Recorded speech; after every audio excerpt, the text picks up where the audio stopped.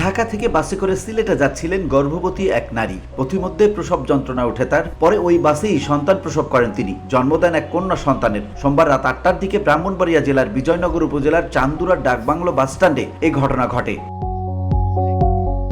সন্তান জন্ম দেওয়া নারীর নাম মোসাম্মদ সুমি আক্তার। তিনি সিলেটের বালাগঞ্জ থানার ওসমানীনগর চাঁদপুর এলাকার জুয়েল মিয়ার স্ত্রী।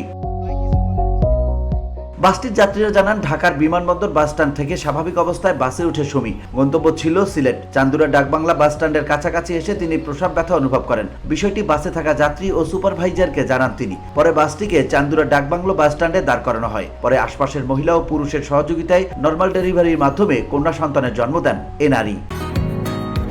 বসুন্ধরা, উত্তরা, বনশ্রী, কুড়িল ও বাড্ডা সহ রাজধানীর বিভিন্ন স্থানে অভিজাত ও অত্যাধুনিক মানের ফ্ল্যাট কেনার এক নির্ভরযোগ্য প্রতিষ্ঠান প্লেজেন্ট প্রপার্টিজ লিমিটেড।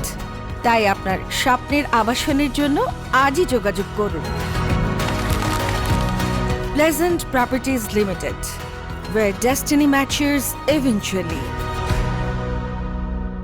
নবজাতক সন্তান ও মা সুস্থতা অনুভব করায় পরে বাসটি সিলেটের উদ্দেশ্যে আবার যাত্রা করে। সুমির ভাই বিপ্লব বলেন, আমরা আমাদের বোন ও তার বাচ্চাকে রিসিভ করে হাসপাতালে নিয়ে যাচ্ছি। বাচ্চা ও মা উভয় সুস্থ রয়েছে। সবাই তাদের জন্য দোয়া করবেন। VOD Bangla news desk.